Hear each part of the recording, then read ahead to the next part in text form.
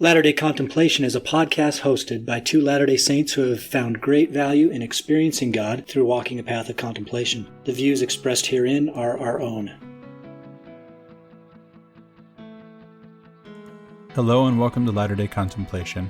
We're your hosts, Christopher Hurtado And Riley Risto. Latter-day Contemplation started as an exploration of contemplative practices from many traditions to enhance our discipleship of Jesus Christ. We're by no means experts in the topics we discuss, but what we have is an openness to questions, a hunger to discover truth wherever we can find it, and a desire to share in the transformative life of inner peace. We love that you've joined us, and we hope that you find value in this community. Well, welcome again to another episode of Latter-day Contemplation. I'm Riley Risto, and I'm here with Christopher Hurtado, my co-host, and we've got a special guest, Morgan Aldous, who's with us. And before I go into an introduction of Morgan and our topic today, I want to bring the listener back to our last episode. For about the last 5 minutes, we discussed just very briefly this idea of alchemy in religion as part of the observance of religion. And a lot of people hear the topic of alchemy and they don't have a very deep understanding of it. Maybe they've heard of it, maybe they haven't. But if you have heard of it, typically what people hear is that it's some sort of proto-chemistry. And so Christopher and I and Morgan are here to talk about alchemy in maybe a different way that you aren't familiar with and see if it does anything for you, if it helps you to process the many ways in which we worship and observe the commandments, the ordinances, and whatnot of the church and of our individual spirituality. And for us three, that is, that are hosting here, I know that it's opened our mind to the idea of individual spiritual transformation as a process or an experiment. So I would encourage you to go back to the last episode and maybe listen to that one and then pay special attention to the last 5 minutes. It'll give you kind of a cue for what we're going to talk about today. So without further ado, I want to introduce Morgan Aldous. Morgan, why don't you tell us just a little bit about yourself and then why you're interested in alchemy? Yeah, absolutely. So, my name's Morgan. I'm a lifelong Latter-day Saint. I currently live in Salt Lake, where I grew up, and I've been interested in religion for a long time, especially religious symbolism. It's just always interested me. I did spend a semester at a Catholic college in Helena, Montana, studying theology, and so I do have a little bit of a formal theology background, though not a lot. And then I came to alchemy kind of, as a kid, I was very interested in chemistry and science until I learned that it involves a lot of math. And so looking back, I've realized that I was more interested in the aesthetic of chemistry than chemistry itself. I just liked the idea of being a mad scientist in a laboratory doing experiments, and I didn't know anything about the scientific method or anything, which now as I look back is interesting as far as my interest of alchemy, so I'll explain that in a minute. So if you're interested in symbolism and religion, sooner or later in your study, you're going to come across the work of Carl Jung. He was a Swiss psychiatrist. He was, for a while, the favorite student of Sigmund Freud, but they did have a falling out, mostly over the question of religion. Freud saw religion as a useless defense mechanism for the psyche that, we couldn't grow and evolve psychologically until we did away with it. Carl Jung had a more positive view of religion. He saw it not only as something that is necessary, but is inescapable. It's a deep part of our psyche, and religious symbolism is part of the language of the soul, was his belief. And so he wrote a lot on that. He also wrote a lot on alchemy, and so that's kind of how I came to alchemy, was through Carl Jung's work.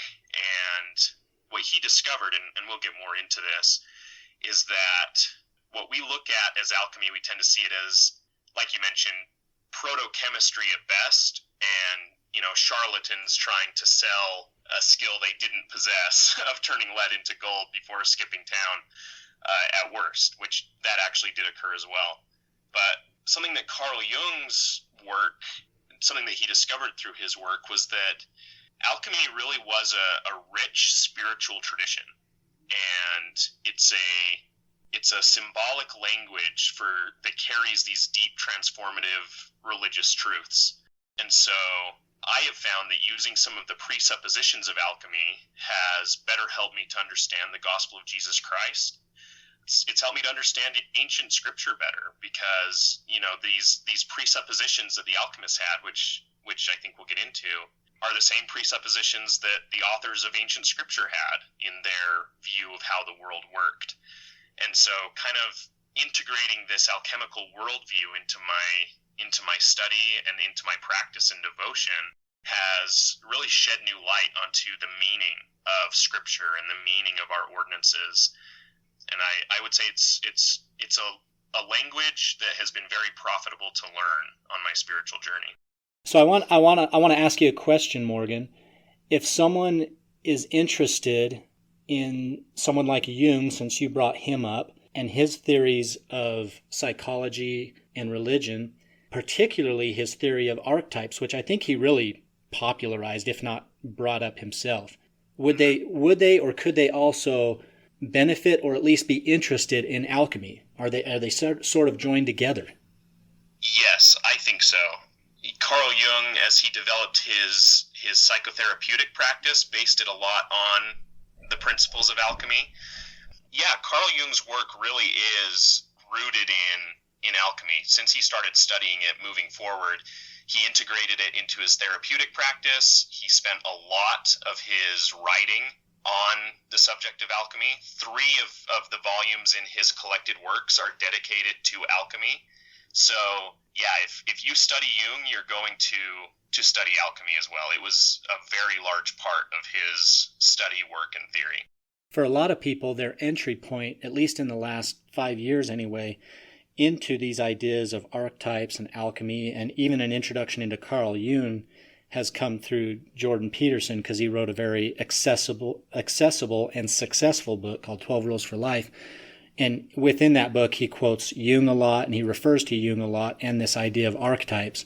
So some people may be coming to this idea or these ideas through Jordan Peterson. And so just understand that Carl Jung is a much more in-depth expression of what Jordan Peterson was talking about. But if that's how you came here, great. Let's keep learning together. So alchemy, as you explained, sort of this proto-chemistry at best. That's a very, charitable way to look at it. But at worst, it's charlatans, right? So how do we bring people along to a more modern understanding of what alchemy is and how it can influence them today and how it might be part of their spiritual transformation? I think that a really good way to answer that question is to paraphrase the scholar Mircea Eliade. He was, in the 20th century, he was a scholar of religion. He wrote a lot of great books about what religion is and exactly what we're doing when we engage in religious things. And he wrote a great book about alchemy called The Forge and the Crucible. It's the introduction that I recommend to everybody that's interested in alchemy. And he starts that book off by saying, we traditionally view alchemy as proto-chemistry, that alchemy ended up complying to the scientific method and became chemistry. But Eliade challenges that view. He says, no, it's not that the scientific method was introduced to alchemy and it became chemistry. It's that alchemy lost its spiritual meaning and then it became chemistry. And so the view that I want people to understand about alchemy is that it really was a spiritual practice. These chemical operations that the alchemists were doing in their laboratories were really an outward expression and an outward metaphor for an inward spiritual goal that they were working toward. Help us tie those inner and outer meanings together, Morgan. Okay, yeah. So I think that one of the best ways to explain the inner and outer work of alchemy, especially for a Latter-day Saint audience, is to go to the Book of Mormon, to Ether chapters 2 and 3. And this, of course, is the famous story where the brother of Jared creates these glass stones that he melts out of rock. And then he takes them up to the top of the mountain and asks the Lord to touch them, to make them glow. And then, of course, this leads to this powerful revelatory experience where he actually physically sees the finger of the Lord touch the stones. He gets a lesson about premortal spirit and that the Savior was going to come to earth as a mortal, and he has this powerful vision of all things. It's one of my favorite stories in the Book of Mormon, but I think that it really illustrates, and like I said earlier, having this alchemical worldview has really unlocked scripture for me, and this is one of those stories where that happens. Because if you read the story, you find that while the brother of Jared is going through this physical work of transmuting matter, first from dull, dead rock to something clear, and then something that gives light, it's really analogous to his spiritual maturation and becoming a prophet and a light unto his people that can lead them to the promised land. And so with alchemy, we say that they were trying to create the philosopher's stone or the elixir of life or turn lead into gold, but that's really all a spiritual metaphor for their own spiritual perfection. They were ideally trying to turn their fallen souls, which is comparable to lead, to godlike beings, which is the gold. That's interesting. Tell us a little bit more about the brother of Jared and his alchemical process. What do you see there? I see a lot of things. Like I said, I like to give an alchemical view. A lot of Latter-day Saint commentators have compared his experience to the temple ordinances, and I think that those two things go together very well. I mentioned Eliada's book, Forge in the Crucible, earlier, and I'd just like to share a quote from that book. Eliada says, "It is known that the essence of initiation into the mysteries, and the mysteries being these ancient religious ceremonies, consisted of participation in the passion, death, and resurrection of a god.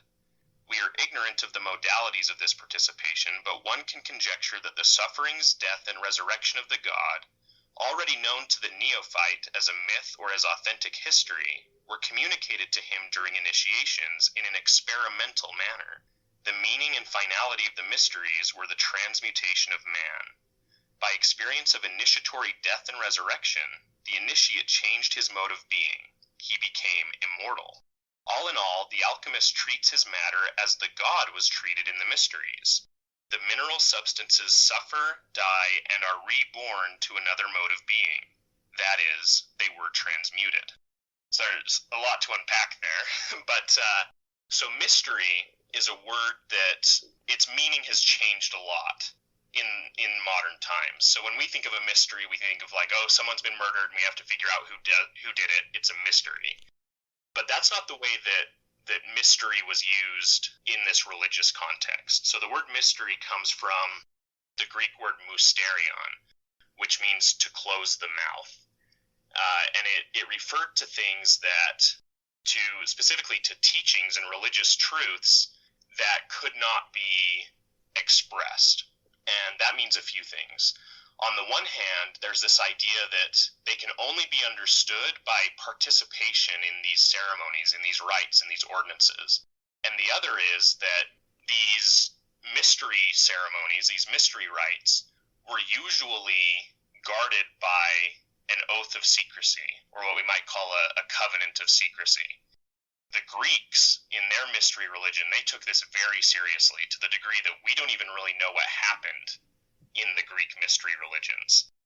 So that's what Eliada means at the beginning of the quote, where he says we're really quite ignorant of the modalities of these mysteries. Now, as Latter-day Saints, we claim that's because they took that that oath on pain of death, right? Yes, they did. And there's stories of someone who, like, in casual conversation accidentally said too much about the mysteries, and so they stopped and made sure that everyone in the room had received them. And I know there's one account where they were on a ship, and what they ended up doing was there were like one or two slaves that hadn't received the mysteries, and they kind of overheard this conversation that shouldn't have happened.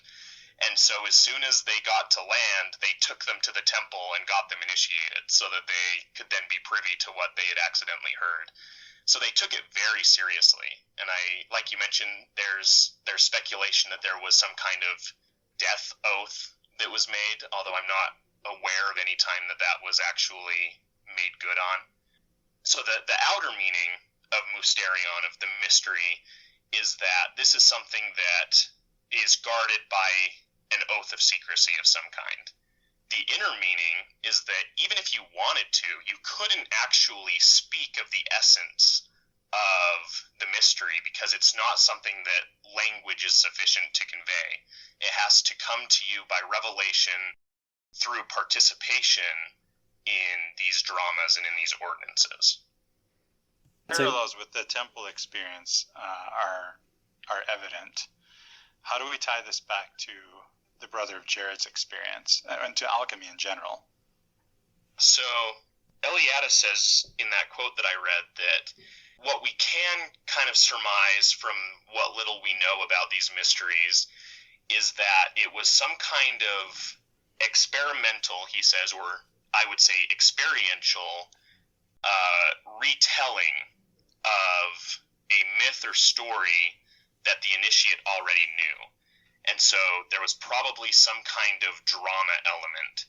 And one of the most consistent, if you study world religion and comparative mythology, you find that the suffering, death, and resurrection of a god is a near universal motif. And so it's believed that there was some kind of participation experientially in this story of the suffering, dying, and resurrecting God. And that's exactly what our ordinances are. I think that the ancient word mysterion or mystery can more or less be equated with our use of the word ordinance. The ordinances, every single one of them, at least what we would call the saving ordinances, is some kind of dramatic representation of the suffering, death, and resurrection of Jesus Christ. So what alchemy was, or at least what both Carl Jung and Eliade conjecture, is that alchemy was yet another mode of performing this drama. Rather than having characters on a stage that represent these different gods and heroic characters performing the myth, instead you have these chemical operations that you can project these ideas onto. And so a lot of alchemical processes have this beginning phase where you have to break the matter down into what they call the prima materia, which translates as the first material, the first matter, or to put it in Latter-day Saint terms, what we might call matter unorganized. And then from there, they would continue their chemical operations on this matter until it went from unorganized to being a perfectly organized piece of matter, gold, or the philosopher's stone. For Latter-day Saints that have been through the temple ordinances, a lot of this should sound familiar. And I believe that's what the brother of Jared was doing. And so to kind of give the quick alchemical interpretation of what the brother of Jared was up to, he takes this material, this rock, that is from the earth that we're living on, which, as to put it in Latter-day Saint terms, the telestial world. And before he can work with it, he has to break it down to its bare essence. So in the text, we're just told that he melted the stones out of a rock. But glass isn't made from rock. Glass is made from sand with a high silica content.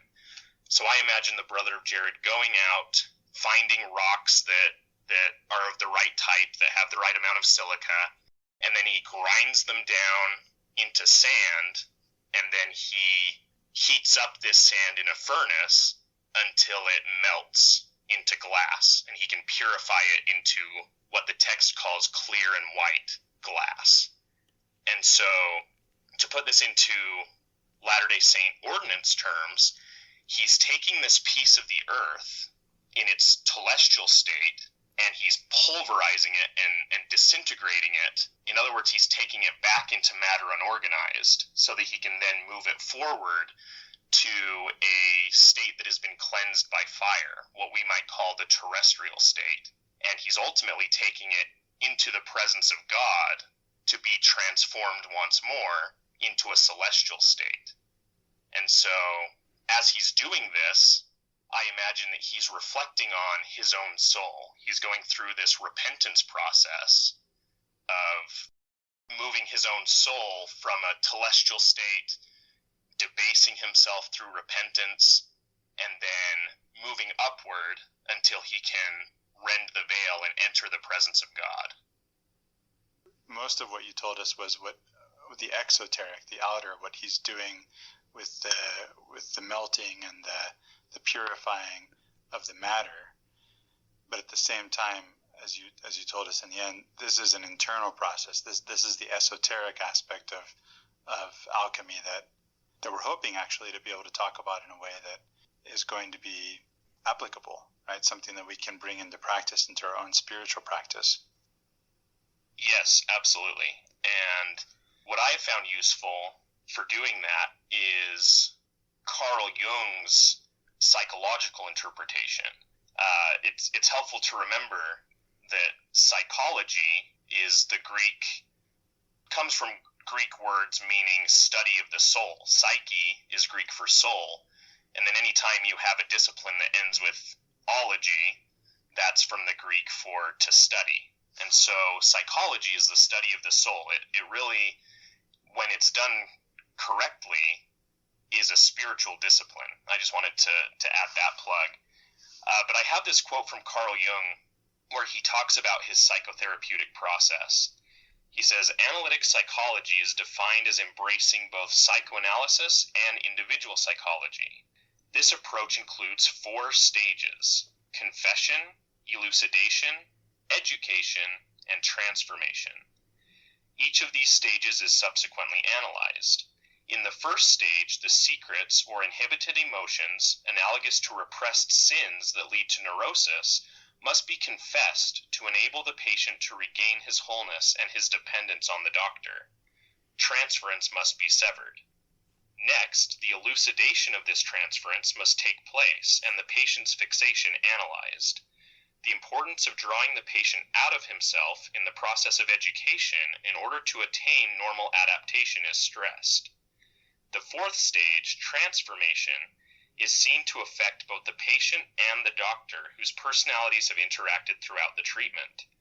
Emphasis is placed on the doctor's need to engage in self-education, to understand that both he and the patient are in search of the cure that involves not just the body, but the entire psyche. So that's a lot of psychobabble. But boiled down to its essence, he's essentially saying that successful psychotherapy, the aim of which is to experience psychological transformation into a being that's more adapted to reality, comes down to these 4 phases: the confession, elucidation, education, and transformation. And so that's what the brother of Jared was doing, in my estimation. So we have this experience where the brother of Jared, he's kind of just been hanging out on the beach for, 3 or 4 years, and he's not at the promised land yet, but he's at a land that is agreeable to him. He's gotten out of Babylon, he's safe, and he's just kind of chilling on the beach here for a couple years, which is fine, but it's really kind of a subconscious way to be. He's not progressing in any real meaningful way. And so he has this experience where the Lord comes to him in a cloud, and the Lord kind of chastises him for 3 whole hours for what was said specifically in the text is that it was for not calling upon the name of the Lord. I think there was probably a little more to it than that. I don't think that necessarily takes 3 hours, but I see that as his spiritual equivalent to grinding those stones down to sand. He's really having this experience where he's really being humbled. And that first phase of Jungian psychology, confession, I think ties into that. He's brought face to face with his insufficiencies and with his own unconscious living. and his own realization that he's called to something much higher. Then comes this phase of elucidation. So in psychotherapy, after you've confessed these things and you've really brought out all of this subconscious material through the help of the therapist, what then naturally happens is you gain this new clarity on what's going on in your life as you can bring these subconscious elements into the light where they can be examined. And so in the Brother of Jared's experience, I compare that to the clear and white glass that then comes out of this fiery debasement and purification process. And the word elucidation just really means to be made clear. And that's exactly what happens with the materials that he's working with. And I imagine what happens in his own psyche, in his own soul, is he gains this new clarity in his purpose as the leader of his people and as a disciple of Jesus Christ, even though this is in Old Testament times. Next is education, where the therapist kind of helps the person to analyze all of this and to start to make changes and to learn better ways of being. And that's, in the Brother of Jared's work, is comparable to climbing the mountain and heading up toward the presence of God. And then finally there's this transformation where the stones are touched. And it's really cool. There's this idea in alchemy that it's all about the union of opposites. And so there's nothing more opposite than stone and light. And at this moment where the Lord touches these stones with his finger, we have this union of opposites, light coming from stone.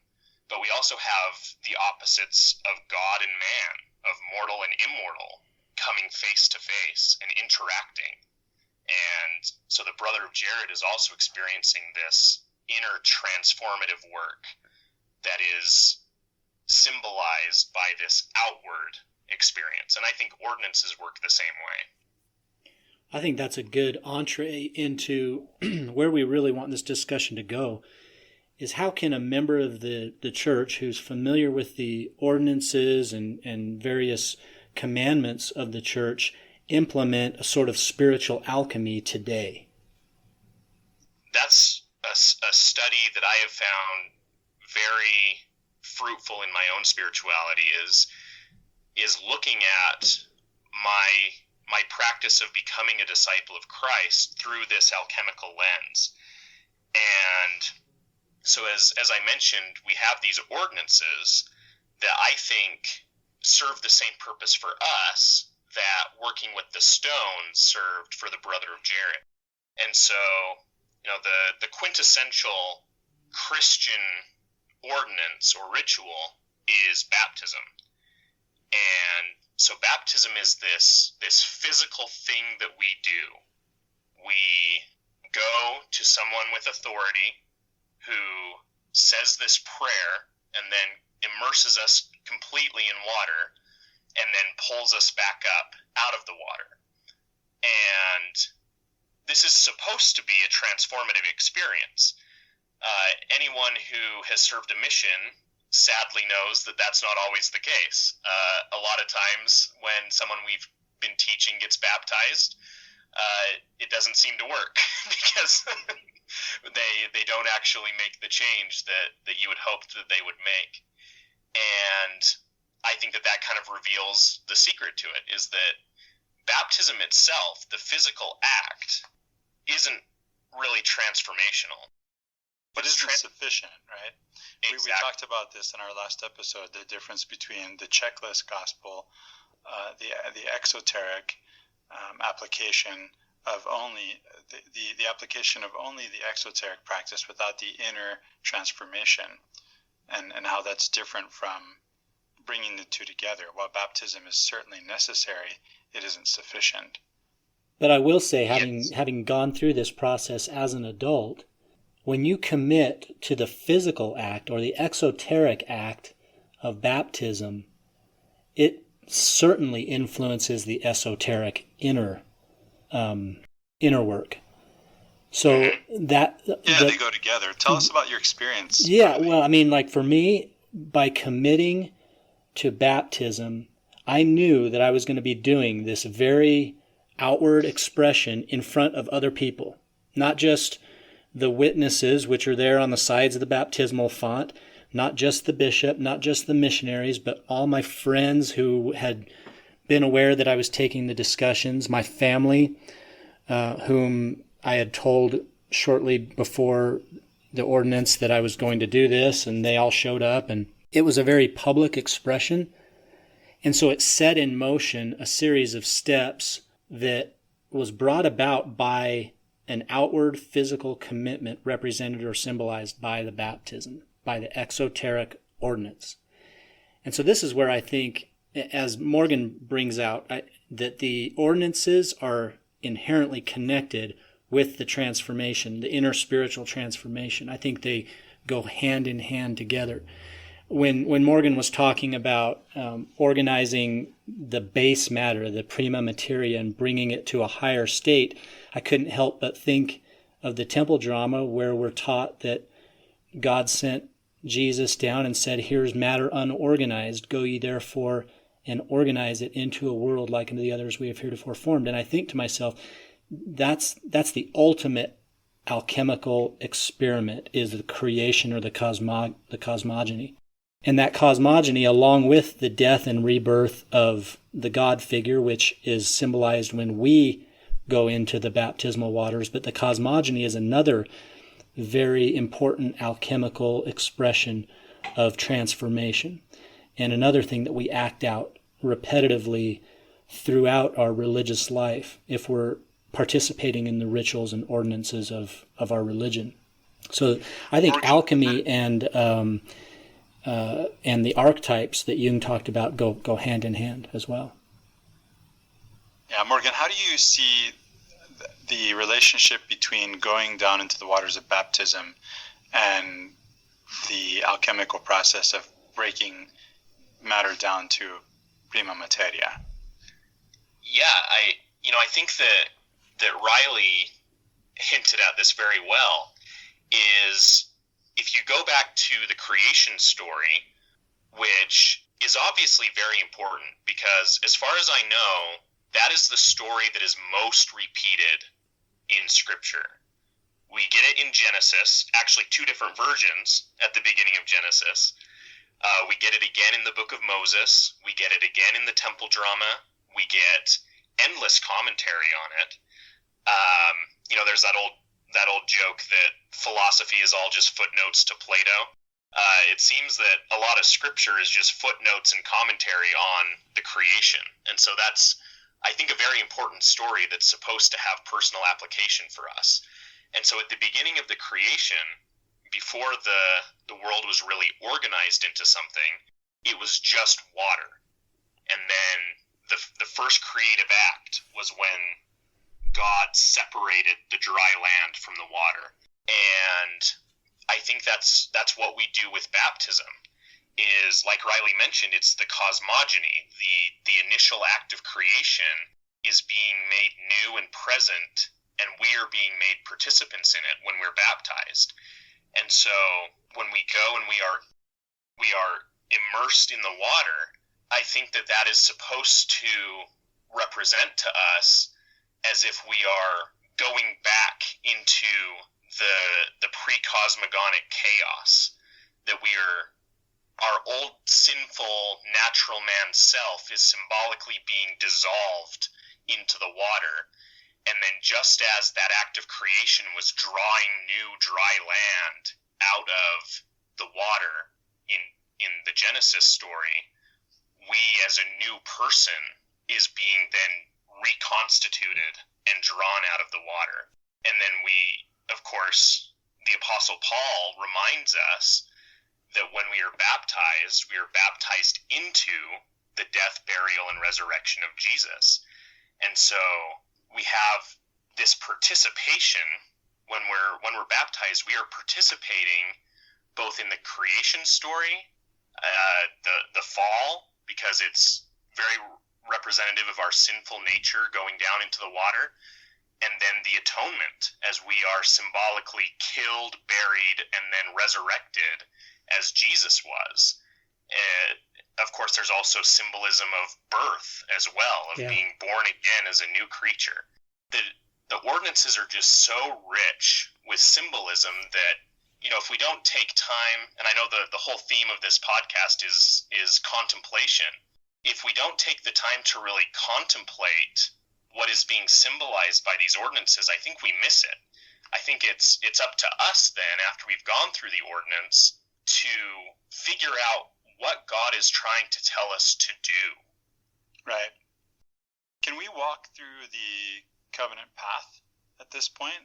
We started with baptism. Can we go down that path and look at it alchemically? I think so. Absolutely. On the covenant path, of course, we're baptized, and then after that we then receive the gift of the Holy Ghost by the laying on of hands, which in scriptural terms is called the baptism of fire and of the Holy Ghost. And so we're kind of going through the elements here, which is very alchemical. What are those elements, Morgan? What are the alchemical elements? So the classical elements that the alchemists had in mind were earth, air, fire, and water. And so... And man is made from the dust of the earth. That's right. So we're the earth.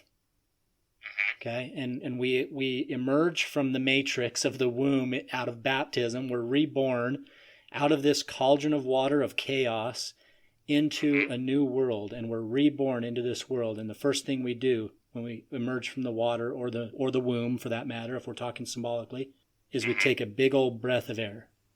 Yep, exactly. And we realize we're in the lone and dreary world, and we start crying right away. That's right. But then the next thing is what? Then the next thing is the baptism of fire, which is that final purification into something new. And so, like you mentioned, we're made of the dust of the earth. We are immersed and reconstituted in water, and then we take that breath, or also to look at Acts chapter 2, when the disciples were gathered and were waiting to receive the Holy Ghost so that they could begin their ministry.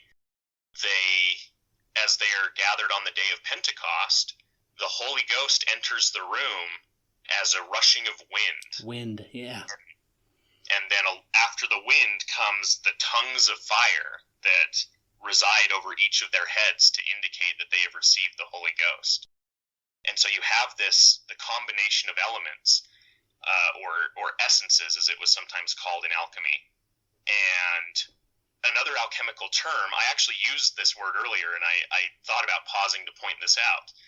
The term quintessential is actually alchemical in origin, because we have the four elements, and the goal of alchemy was to create the fifth element, or the quintessence, which was ether, or this spiritual matter.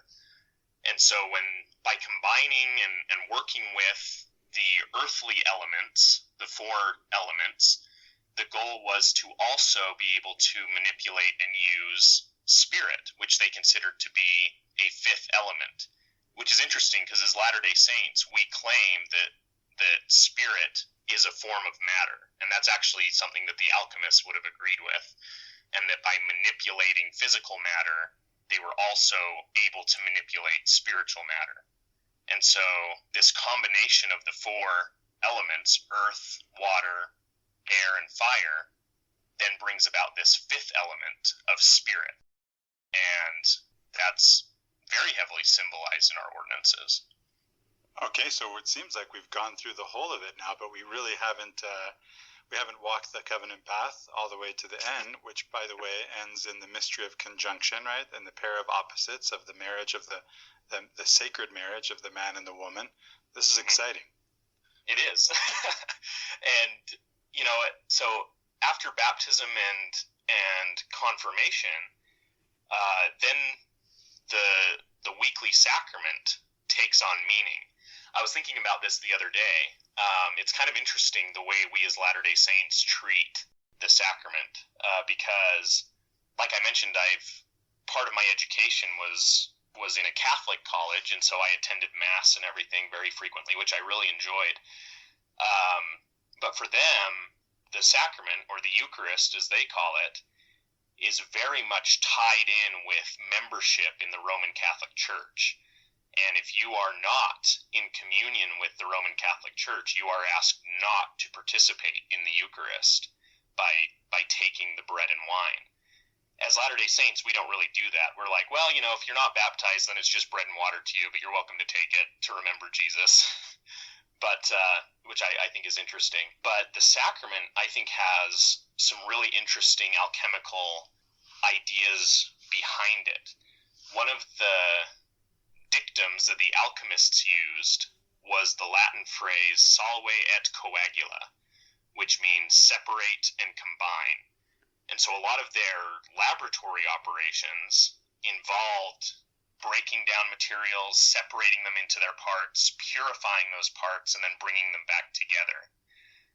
With plant alchemy, for example, from the same plant, you would burn it, dissolve the ashes, and then strain the water, and then let it evaporate, and what was left was the salt that was inside the plant.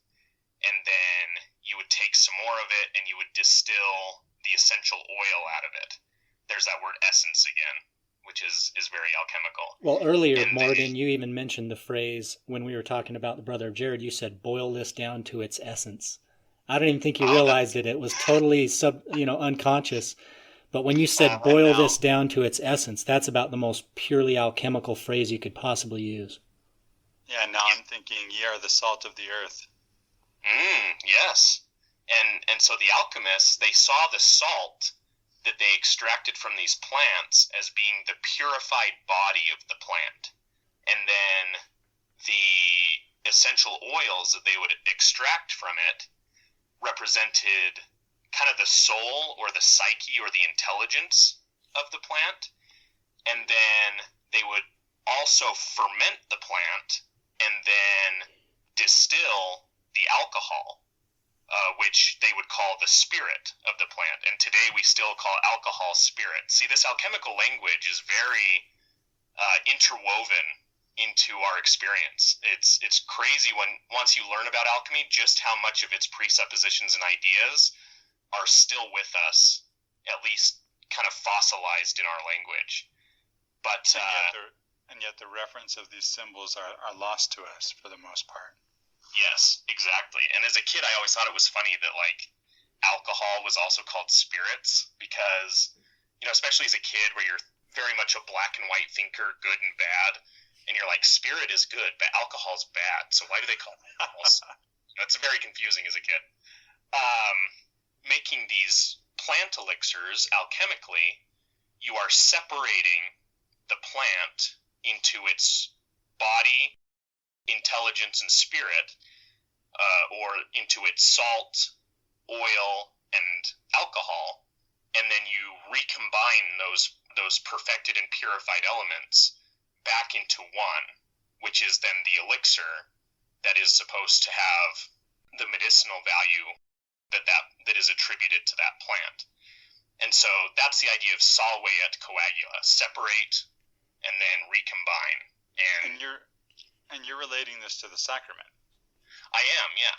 And so one thing that I think is so interesting is the way that we do the sacrament as Latter-day Saints is we have, as we're singing the sacrament hymn, the priests are breaking up bread. And, as I was going up through the offices of the Aaronic priesthood, as a teacher, we would prepare the sacrament. So we would lay out the bread, we would fill the cups with water, and all of that. And in my ward, they were very careful to tell us as teachers not to tear the bread. That we were supposed to place the bread in whole pieces on the tray. Unbroken. unbroken, even if you had to kind of situate it awkwardly because it didn't quite fit on the tray. And the reason we were told this is because breaking the bread was part of the ordinance, and it was the part that the priests did. And this is very legalistic, but we didn't have authority as teachers to break the bread. And so because of that experience, I've talked to friends and stuff, and in their wards it wasn't emphasized that much, but in my ward it was. And so in my mind, the breaking of the bread has very much been an important part of the ordinance itself. And we're singing hymns, bruised, broken, torn for us, as the priest is doing this. And this is obviously an allusion to the suffering that Jesus went through, because we're told that the bread is to remind us of his body, which our Catholic friends say is not taking Jesus literally enough. They see it as the literal body of Jesus, which I think has some powerful meaning, but it's not found in our tradition. Well, there's a transformation that happens there, and a mystery, right? It is a mystery. Yes. That is quite alchemical also in appearance. Yes, in the Catholic exactly. tradition. And that's one thing that is interesting about the Mass is in the things that the priest has to recite to bring about this transformation, he uses the word mystery several times. In right. the Catholic blessing on the bread or the wafer, he will reference these mysteries. And then just before the communion is performed, he will raise out his hands and say, the mystery of faith. And so the Catholic Church still has this wording of mystery, and it actually used to be a literal mystery. My Catholic friends have told me that more anciently, the Eucharist was done in secret, and the Mass is actually divided into two parts. First is the liturgy of the Word, which is where psalms are sung, parts of the Gospels are read, and the priest gives the homily, which is the sermon on that day's reading. And so the liturgy of the Word also used to be called the liturgy of the catechumens. And Riley, I know you're a former Catholic, so you can correct me on any of this. But it was called the liturgy of the catechumens, which in Latter-day Saint terms we would call the meeting of the investigators. It's the part that non-Catholics are invited to participate in and to be educated by. And then anciently, all non-baptized Catholics were then asked to leave so that the mystery could be performed, which was the Eucharist itself. And in some of the more traditional forms of the Mass, there is still a part where the deacon will shout, the doors, and that's kind of this remnant from back when they used to close and lock the doors to perform the mystery, which is interesting. In a lot of Latter-day Saint wards, we do the same thing, and I would love to know the history of that, but I don't. But oftentimes you'll be in a ward where a priesthood holder will close the door and stand guard as the sacrament is being performed, which is really fascinating to me. But anyway, that's so right. To get back to the bread, it's being dismembered, right? In remembrance of the suffering of Jesus and the tortures that were laid upon his body. Well, we could say it's being dismembered so that we then can remember. Exactly. What has been dismembered. And that's what I think is so fascinating is immediately after this dismembering, the priest then kneels down and offers this prayer where he says that they, meaning us, the congregation that are participating in this mystery, will always remember him. When you taught me that last week when we were talking, I was like, whoa. And I know there's other people that have heard that, I'm sure, and I'm way behind the curve on this. But for me, every time now I hear the word remember, it is in a completely different context for me. Whether I'm sitting in sacrament or I'm just talking to a friend who says, remember that time? It doesn't matter now. Every time I hear the word remember, it brings to mind the Savior and the resurrection, and it's amazing to me, that small insight. So I almost want you to repeat it. Solve it, coagula. That's exactly it. You're breaking it down to its essential, its quintessence, right? You're breaking it down, and then you're reforming it. So you're dismembering and you're remembering. You're bringing it back together. You're coagulating it again. Exactly. And that use of remember, because I was the same way, like as a kid, my parents are like, okay, be reverent. It's time for the sacrament. We're going to remember Jesus.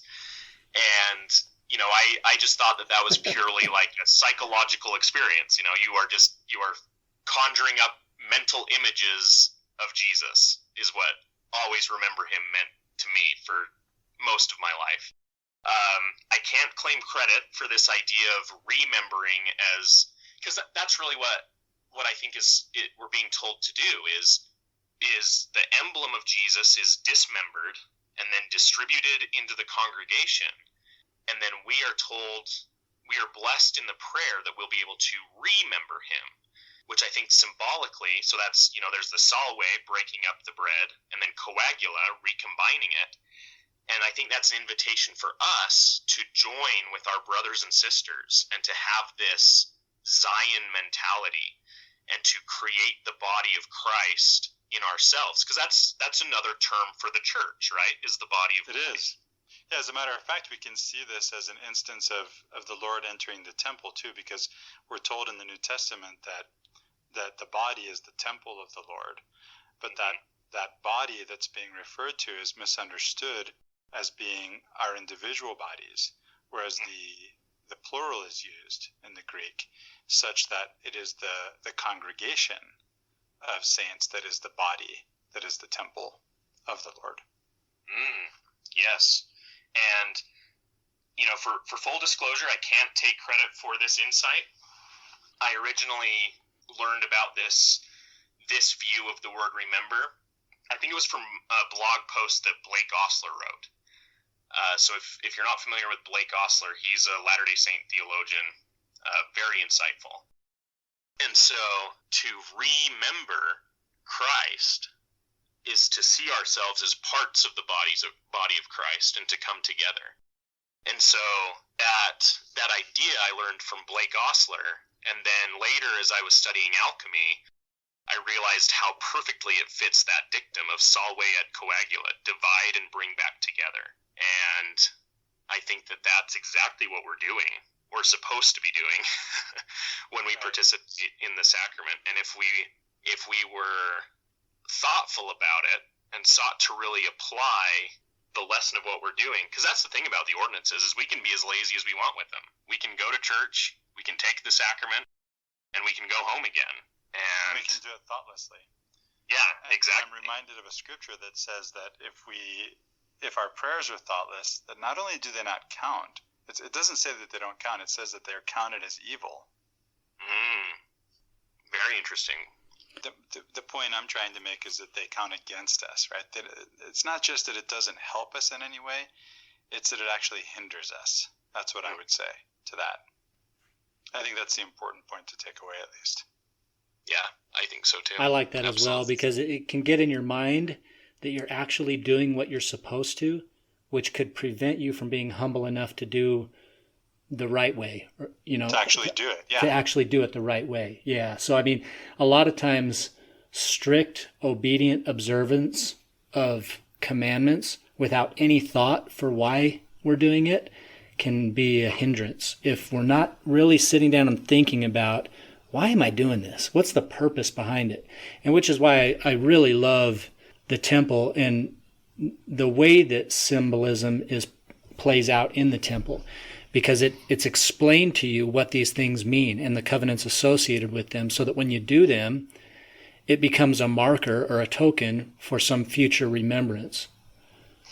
And yet it's just as easy to ignore the deeper meanings that are explained in the temple as it is the meanings that maybe even weren't explained about the ordinances that we're explaining. So walk through the next part with initiatory, for instance, as another ordinance along the covenant path. Yeah, and when I get to temple ordinances, I like to kind of speak in general terms, just out of respect for the mysteries that I've participated in. But if you've been through the initiatory, that's all about a remembering of the body and the spirit, and it's kind of this putting together of parts is a good way of looking at the initiatory. And let's not forget that before the initiatory, there is a baptism. Our baptism has already taken place when we're going to the temple for ourselves, but for those for whom we do vicarious work, before that remembering, there is that descent into the waters of baptism, into chaos, and that ascent. Well, and heck, if you really want to get alchemical with it, the baptismal font in a temple is a cauldron. It's filled with water.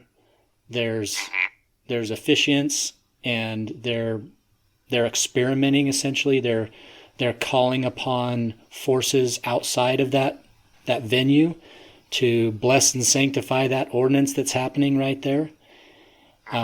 It's very experimental, and if you want to literalize alchemy into some sort of chemistry, well, that's one way to look at it, as an experiment that is being conducted right in front of the officiators or the witnesses. Yes, absolutely. Yeah, and I love that idea of the font as a cauldron or a crucible of this place for experiment and for transformation to occur. The baptismal font is a lot of things. It's a grave. It's a womb of rebirth. It's one symbolic thing is we all at least try to always have baptismal fonts be at or underground level. In our temples, the fonts are always in the basement. Always in the lowest level, yeah. And I think that that's heavily symbolic, because before you can ascend, you have to descend. Like I was talking about with the Brother Jared experience, he took pieces of terrestrial earth and took them to outer darkness, or to matter unorganized first, before he took them to a terrestrial state, which I think is really interesting. And I think we do the same thing. In Greek, there's these terms, and I'm sure I'm mispronouncing them, but there's catabasis, which is the descent, and then anabasis, which is the ascent. And mythologically, the character always goes through a descent before going through the ascent. I think that there's some powerful meaning to that.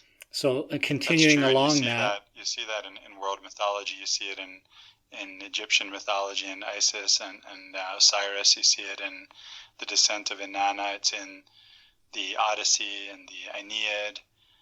It's all over the place. There's always the descent before the ascent. And we see it in the Sermon on the Mount too. The first beatitude that Jesus utters is, "Blessed are the poor in spirit." So there's this idea that before you can even start the journey, you have to become poor in spirit. You have to debase yourself and humble yourself to get to the bottom rung of the ladder that takes you up into the presence of God. And I think that there's, well, so to go back to alchemy, one of the presuppositions that the alchemists had that really gave context to their work and to their philosophy is this idea that the earth itself is a mother, that metals and gemstones and precious things that come out of the earth, they viewed them almost as embryos in the womb of the earth. Right. And the ancients actually believed that lead would eventually ripen into gold anyway, and that the alchemist was simply, through his chemical operations, was speeding up time and taking the place of time. And it's pretty easy to see why they believed this. If you find a lead deposit out in the world, there's almost always a little bit of silver in lead deposits. And when you find silver deposits, there's almost always a little bit of gold in the deposit. And so it's easy to see in this pre-scientific imagination, and I don't say that in a derogatory way either, in this pre-scientific imagination, it makes perfect sense. Well, of course there's a little bit of silver in the lead. The lead's turning into silver. And of course there's a little bit of gold in the silver. The silver's turning into gold. And the same thing happens when you find a deposit of gemstones. If you find a deposit of rubies, for example, some of them will be in the deep blood red color that we look for in quality gemstones. But they won't all be that way. Some will be lighter shades, some will be a pink, and some will even be clear. And so when an ancient person would see that, they would see these little embryos developing, and that some were more ripe than others, like fruit on a tree. And once you understand that, I think that the alchemical ideas start to make more sense. And you can start to see why there's this idea of why the alchemist would believe that they could turn lead into gold. And it's the idea that it would anyway. And I think you see that in the Brother of Jared story as well. He takes this terrestrial earth that, according to our theology and according to our cosmology, is eventually going to be celestialized. Well, the Brother of Jared is just taking a few pieces of it and doing an early run of celestialization, and that this reflects his own development. What is it, Joseph Fielding Smith, that's famous for saying we're gods in embryo? Yeah. And so if that's right. I think it was him. One of the earlier presidents of the church said that. So if lead is gold in embryo and it simply needs to be refined, and we are gods in embryo and we simply need to be refined, we can really see how alchemy emerged as this way of doing the mysteries or the ordinances. There's a very strong parallel between the ways that metals were believed to behave and the ultimate destiny of the soul of man. Morgan, you used the term imagination, which there's a more recent Jungian psychologist, well, not as recent as Jordan Peterson, recently deceased actually, James Hillman, made it a point to really bring out the fact that we're lacking in imagination, that somehow the scientific revolution meant that we, in some sense, lost our imagination. It reminds me of that quote you gave earlier from Eliade on what alchemy is. And so when you said that, I thought, yeah, it doesn't matter if lead actually becomes gold. And by the way, the turning one element into another is not an impossibility. It actually happens every day in nuclear reactors, where we actually have created one, namely plutonium, out of a new element, out of other elements. But it doesn't matter if lead would eventually become gold. The point is that the lead symbolizes that of lesser worth and the gold that of greater worth, and that there's a transformation that can happen spiritually that brings us from that lower level to that higher level. And that begins with baptism and walking along the covenant path. And we left off, by the way, at the initiation in the temple rites, takes us all the way through the crowning ordinance of the mystery of conjunction in the sacred marriage, that union of opposites of man and woman. Exactly. And I don't think I'm revealing too much when I point out that the endowment, which is the next phase after the initiatory, is performed with man and woman separated. We men and women sit on opposite sides of the room. And so as part of this transformation, we have the salve, the separation, and then we, in the crowning ordinance of sealing, which you've just said, we have this union of opposites, of male and female coming together, which is supposed to be a transformative experience. I'm single, and so I am still awaiting that part of the magnum opus. But in talking to loved ones that I know that are married, they will tell you how much life changes, how much is transformed in a marriage. And that's really what it's all about. Carl Jung actually has a quote kind of relating psychology to alchemy, and I'll paraphrase it. He says that humans are like, when they meet, it's like a chemical reaction, that if there is any reaction at all, both entities are transformed, which is, to go back to your high school chemistry class, that's exactly what happens. If a chemical reacts at all, that means it's changing into something else. And those changes occur over a lifetime or over an eternity, right? Because we're talking about eternal marriage. And this is why we say now in the end of the covenant path, in a sense, there is no end. In a sense, there is no end. Well, we say endure to the end, but then we say there is no end. That's right. And so on we go through this process of spiritual transformation. What a great conversation. Let's keep it going. Yeah, I'm enjoying it just listening on the sidelines. It's awesome.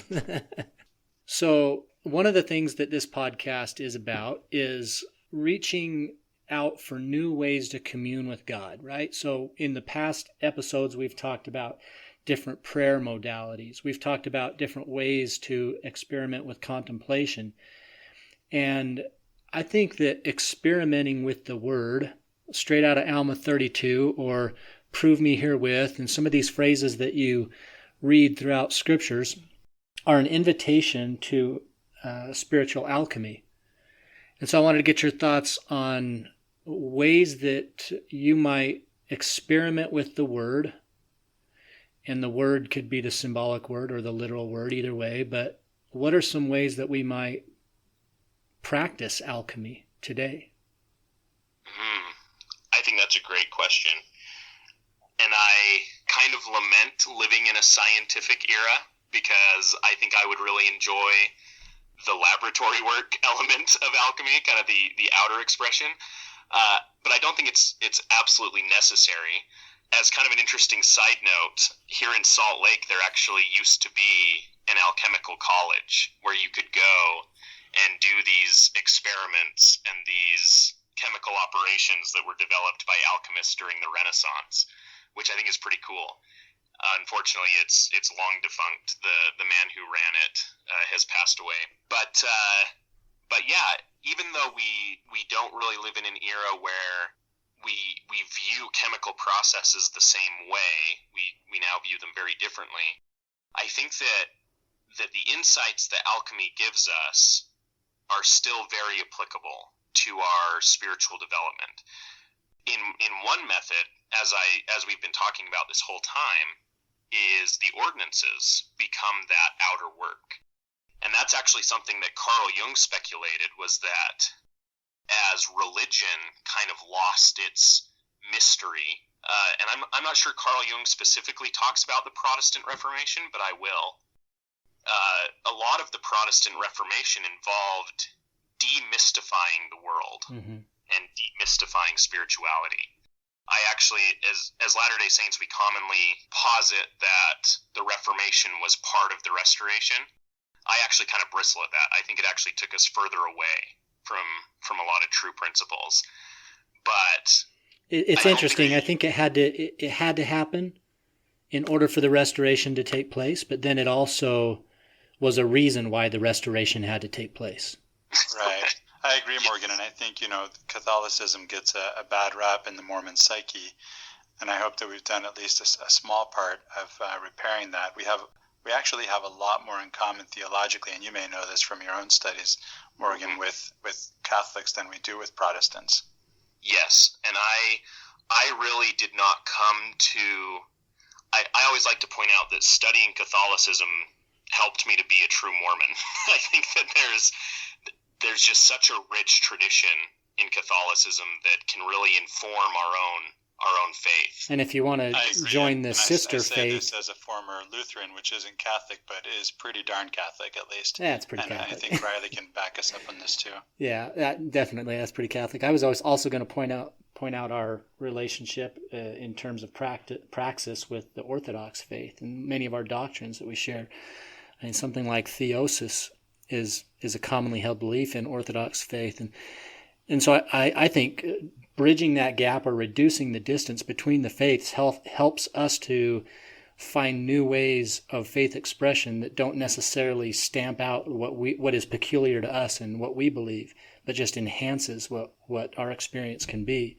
So the more we learn about, orthodoxy, Christian orthodoxy, Roman Catholicism, and even traditions outside of the Christian faith, the more it enhances our own faith.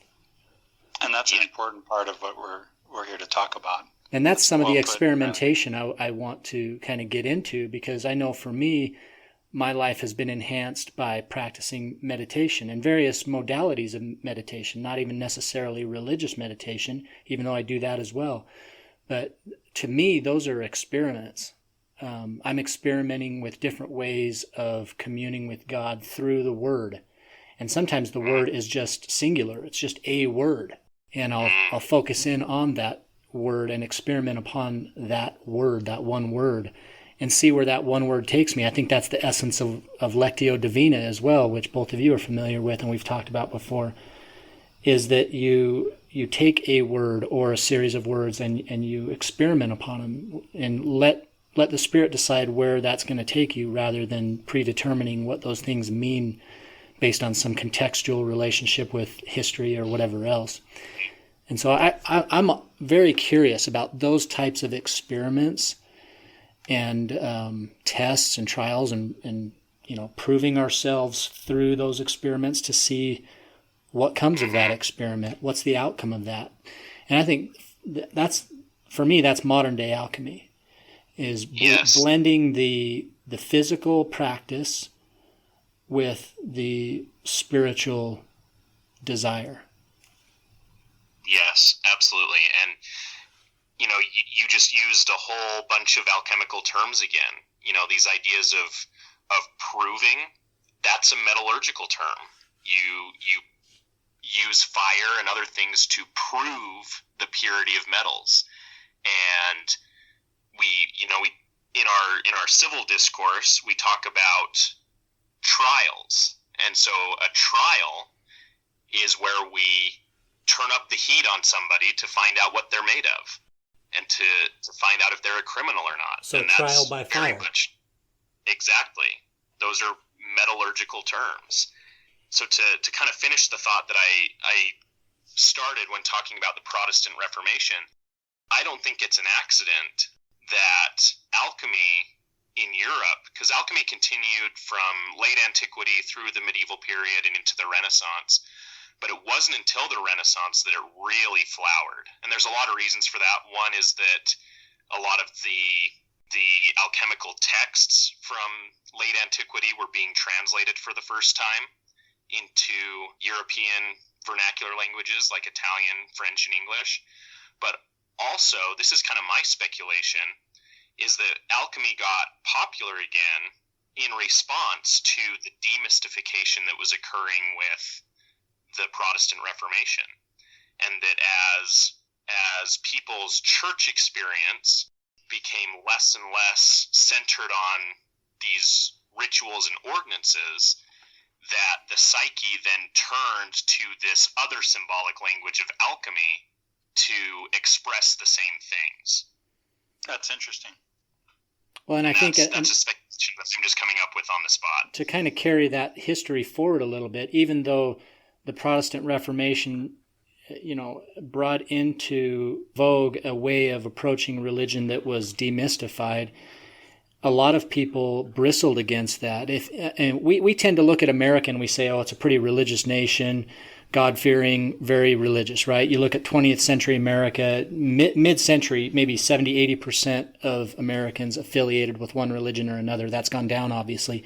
But what people don't know is that a lot of people don't anyway, is that in the 18th century America was not religious at all in terms of official affiliation. I think only 10% of Americans had any religious affiliation in the 18th century. And a lot of their spirituality and their religious type practice or their ritual practice had more to do with these kind of alchemical things than they did some kind of doctrine or catechism or anything like that. There was a lot of alchemical type practices going on, especially during the time that Joseph Smith had his visions. And a lot of that was probably as a result of that environment that he grew up in. As you know, I'm in the midst of reading Early Mormonism and the Magic Worldview by D. Michael Quinn, and it's a comprehensive history of everything that was going on in Joseph Smith's time and how that developed into really the church and doctrine that we have today. And it's very interesting. And this is attested even by Richard Lyman Bushman in his biography of Joseph Smith, Rough Stone Rolling. That magical worldview was very much a part of the ferment out of which the prophet Joseph Smith arose, and was very much a part of his own experience. Yes, and it helped him gain converts, from among those people that shared that experience. Yes, absolutely, and alchemy as such, unfortunately for me, because it's something I'm interested in, I found from my studies, including from D. Michael Quinn's book, alchemy as such did not play a huge role in Joseph Smith's life. Obviously, a lot of the presuppositions that go into what Quinn calls the magic worldview are alchemical in nature. But interestingly, I have found that William Clayton, who was Joseph Smith's secretary, and I think most Latter-day Saints' direct connection to him is he wrote the beloved hymn, Come, Come Ye Saints. He actually, in Utah, established a chapter of this secret society called the British Metallurgical Association that was an alchemical initiation society. So, like how the Freemasons use architecture and stoneworking or masonry as a metaphor for building character, the British Metallurgical Society was a similar brotherhood that used the imagery and metaphors of alchemy to help men to build up better characters. And unfortunately, there's not a lot of information about that society. I've been looking. If any of your listeners have any info on that, I would love for them to get a hold of me. Alchemy did play some role in the early church, and it was part of the ideas in the general psyche, as you mentioned. Well, and I would say that there's general alchemy and there's specific alchemy or traditional alchemy. I think general alchemy is essentially using tools, implements, elements to accomplish something interior. And so yes. when I'm talking about kind of general alchemical processes that were going on during Joseph Smith's time, I mean, you think about his seer stones, for instance, and what they called peeping in a hat. I don't see those things as anything that should be considered anti-Mormon in the least. These were tools that he utilized to facilitate the process of revelation. And if there's a better expression for what alchemy was supposed to be than that in modern times, I'm not sure what it was or what it is. So the fact that he used these tools or substances or elements in order to accomplish spiritual ends is extremely alchemical in my mind. Now, it got to the point where, he started off where he needed to have the scriptures in front of him, the plates in front of him to translate. And then it went to the point where, if they were in the same room, it was good enough. And then it went to the point where he was looking through a hat at a stone. And then eventually he needed none of that because the spiritual transformation inside had taken place to the point where he then had that gift of revelation at a different level. It was a progression through steps, utilizing alchemical processes that allowed him to become kind of that full-bore prophet that he was. Yes, absolutely. And one other little alchemical note that I think is really interesting, a friend of mine pointed this out to me, is even the stories of the restoration itself are alchemical. The one that comes to my mind is the gold plates. So in the story of the gold plates, we originally have Nephi and his brothers going to retrieve the law of Moses so that their people would have it when in the promised land. And the law of Moses is written on brass plates. But then the Nephites, through starting with Lehi and Nephi's visions, received the higher law. And Nephi even mentions this. He says, once we received this revelation of Jesus Christ, the law of Moses just kind of became something we did, but we were trying to live the higher law. And the higher law is transcribed on plates of gold. And so we have, baked into the story and narrative of the Book of Mormon itself, is the old law of brass being transmuted into the higher law of gold, which is then placed into a tomb for 1,400 years before it's resurrected and breathes life into the restoration. And so these ideas of transmutation and of metals and of lower orders transforming into higher orders, it's very much built into the ancient psyche, and it's very much built into our scripture. Picking up where you left off, Morgan, where the plates come out of the earth and they're resurrected and breathe life into the restoration, what we saw immediately thereafter was the fire of Pentecost. And all the spiritual gifts. Yes, that is a good insight. You're absolutely right. Well, guys, this has been a lot of fun. We're at an hour and a half, and I think that's probably a good length. What do you guys think?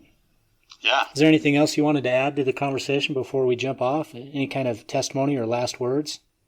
If I could, I would just like to leave your listeners with something to contemplate, which is kind of the purpose of this podcast to begin with. I think that, we talk about this and kind of the question becomes, so what? And so I just wanted to give a quick little tutorial on how to use the insights from alchemy in our own life and in our spirituality and in our discipleship as Latter-day Saints. Awesome. And so I wanted to leave you with this alchemical dictum, which is in Latin. I dropped Latin after half a semester, so I'm going to butcher this. But the acronym is vitriol, which is another alchemical phrase we use. Vitriol was the alchemical term for hydrochloric acid. And so when someone has an acidic personality, we call them vitriolic. But vitriol was an acronym for this Latin phrase, visita interiora terrae rectificando invenius occultum lapidem, which translates in English to visit the interior of the earth, and by rectifying what you find there, you will find the hidden stone, which is a reference to the philosopher's stone. And so the outer meaning of that has to do with the outer work of alchemy, which is, go to the mine, find lead, go through these processes, rectify it, and by doing this process, you will eventually receive the philosopher's stone, from which you can transmute lead to gold, you can create the elixir of life and experience immortality, all of these things. That's the outer meaning. The inner meaning, I think, is a great framework for repentance. I would invite everyone to take some time and to do some meditation and some contemplation where you go into your own subconscious mind, the interior of the earth, and the things you find, rectify them. The sins that you have suppressed, as was mentioned in that Carl Jung quote that I gave earlier, the things in your life where you are not in right relationship with those around you and with God, rectify those, and then see what comes from it. And I believe that is the true meaning of the philosopher's stone. I think that Jesus Christ is the philosopher's stone, and the way that we find him is by doing that inner work and rectifying the things that we find. And we'll find that through doing that, Jesus will be revealed in our life, and we'll begin to ascend into higher levels and experience him in higher ways. Amen. That reminds me of a famous quote of Joseph Campbell, "In the cave you fear to enter lies the treasure you seek." Absolutely. I think that has it's the same invitation. Well, Morgan Aldous, thanks so much for joining us. The listener doesn't know that you came to us on short notice. I asked you this morning, and you pulled off a great interview, I got to tell you. It was very enlightening for me, and I thank you for coming on and contributing. I think our listeners are really going to enjoy this episode. So for Latter-day Contemplation, I'm Riley Risto. And I'm Christopher Hurtado. And we hope you have a great week. Thanks for joining us. Thank you. Thanks for having me.